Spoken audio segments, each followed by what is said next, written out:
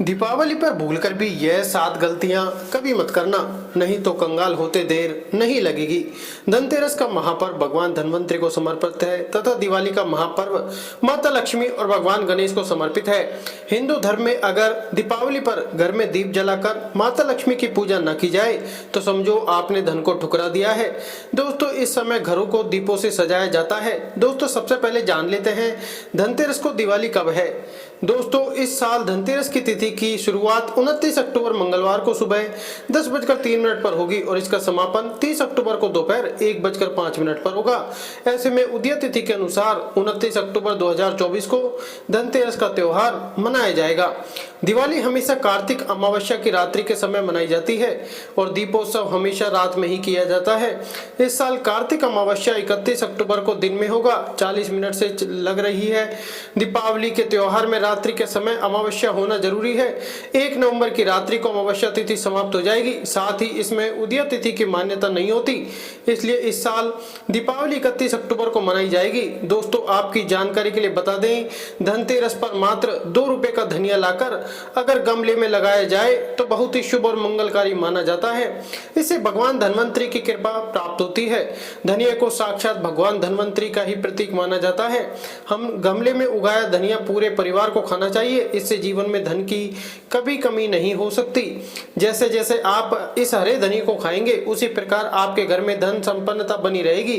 लेकिन याद रहे, धनतेरस पर लाया गया धनिया और गमले में उगाया गया धनिया कभी किसी दूसरे व्यक्ति को नहीं देना चाहिए। दोस्तों, खास तौर पर धनतेरस पर घर में धनिया उगाना और लाना आपके भाग्य के दरवाजे खोलता है और ये बहुत ही शुभ माना जाता है। दोस्तों, अब आप जानते हैं धनतेरस और दिवाली पर ऐसी क्या चीजें जो आपको जरूर खा लेनी चाहिए।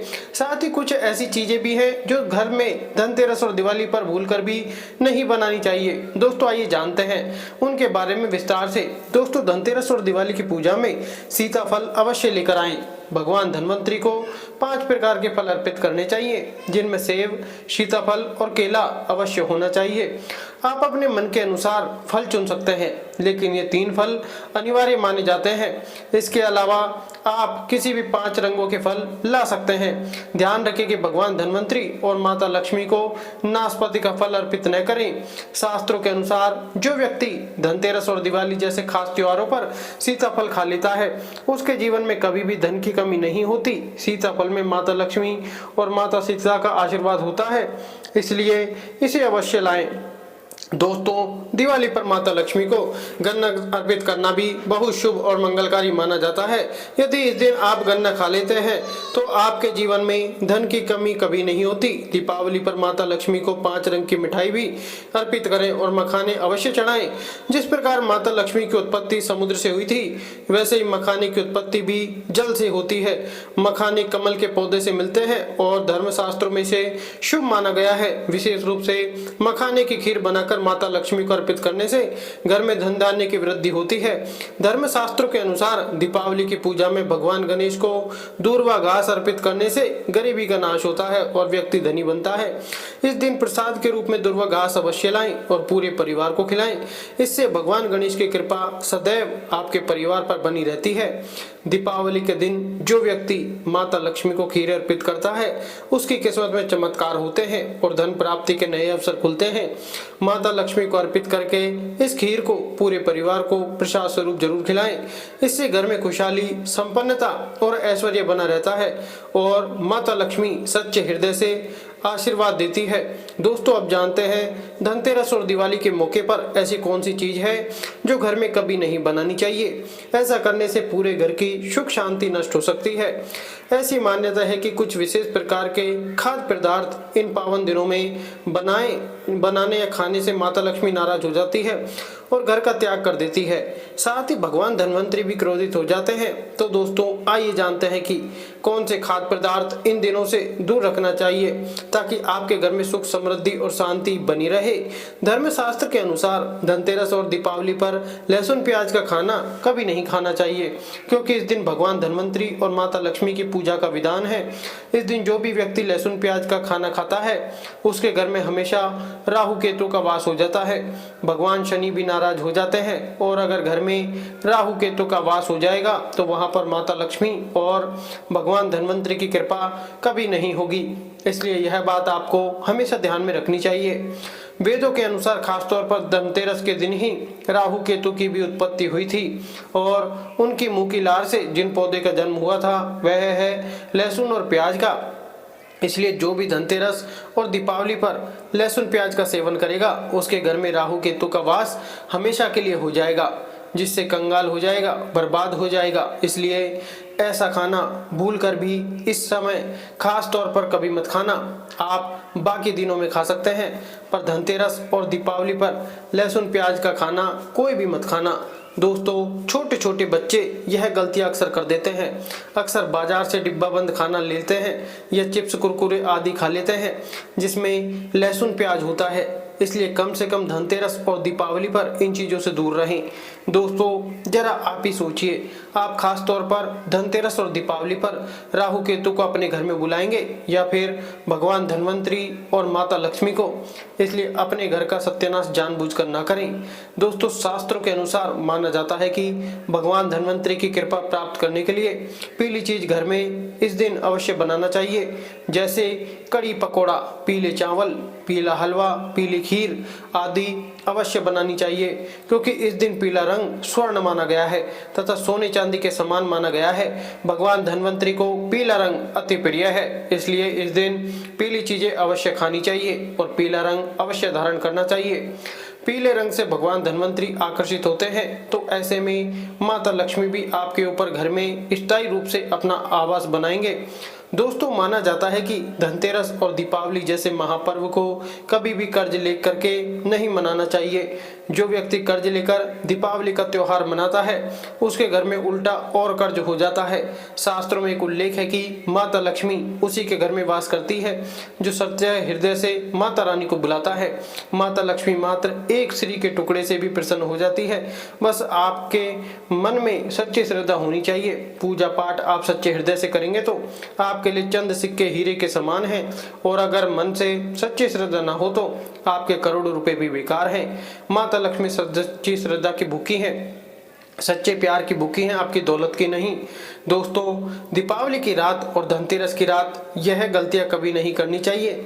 आइए जानते हैं बारी बारी से। दीपावली की रात मांस मदिरा का सेवन नहीं करना चाहिए।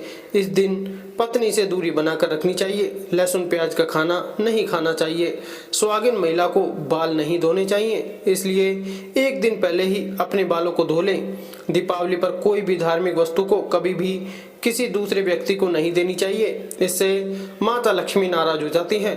दीपावली पर घर में झाड़ू लाई जाती है, धनतेरस पर घर में झाड़ू लाई जाती है, कभी किसी को दी नहीं जाती। ऐसा दुष्ट काम कोई अंधा व्यक्ति भी नहीं करता। अपने घर का झाड़ू कभी किसी को मत देना। दीपावली पर बड़ों का सम्मान अवश्य करना चाहिए।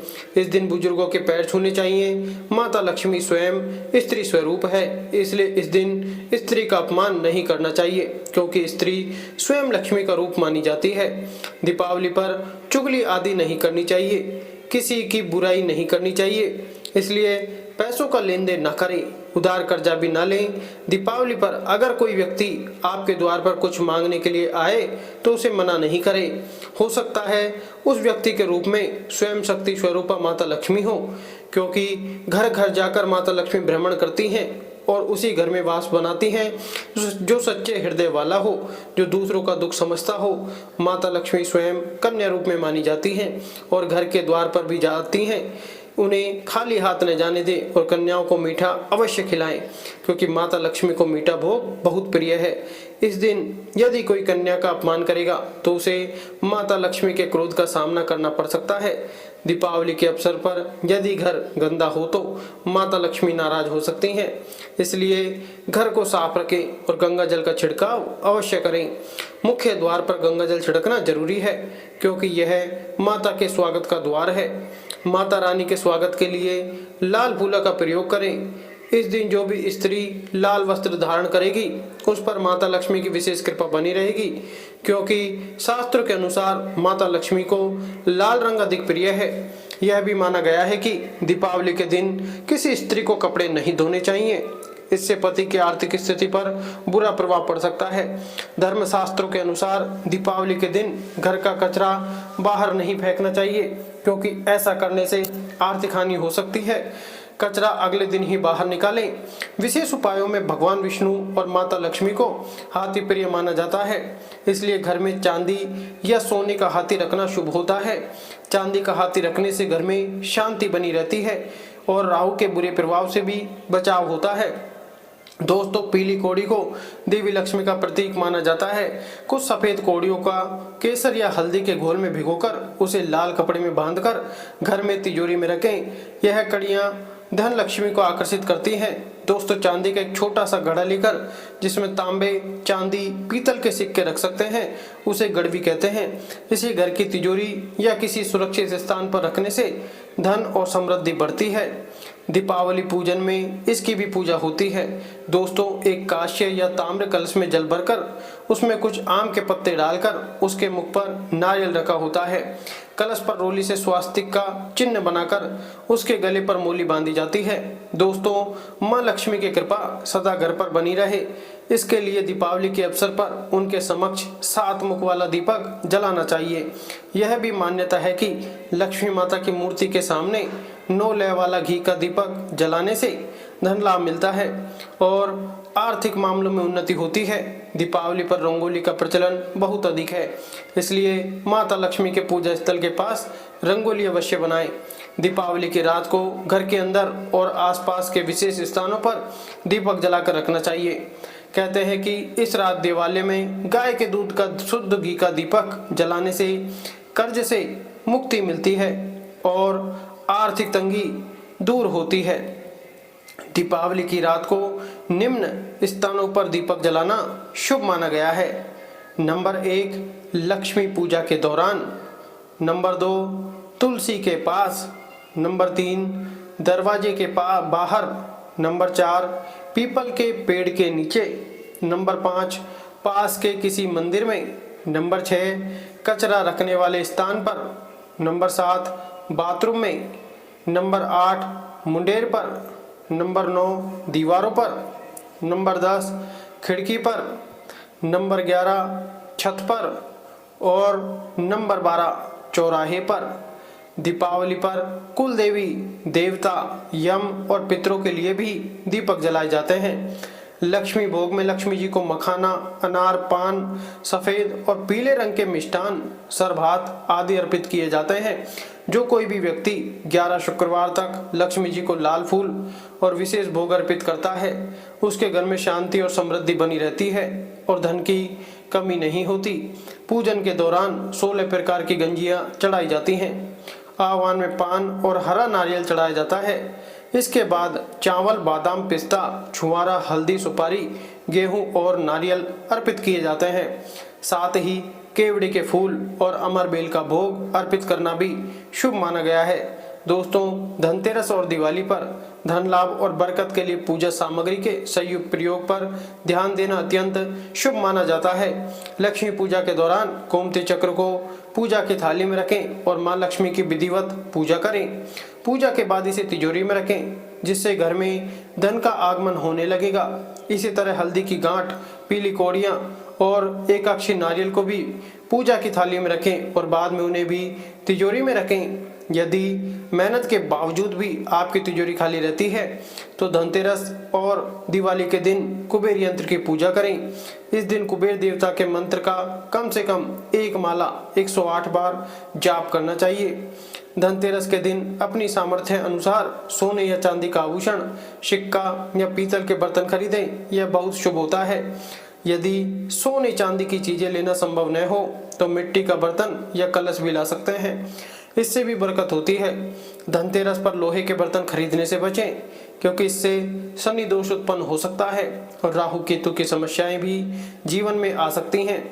इस दिन पूजा सामग्री जैसे रोली, अक्षत, कुमकुम, कलावा, लौंग, इलायची, पान, सुपारी और बतासे भी खरीद सकते हैं।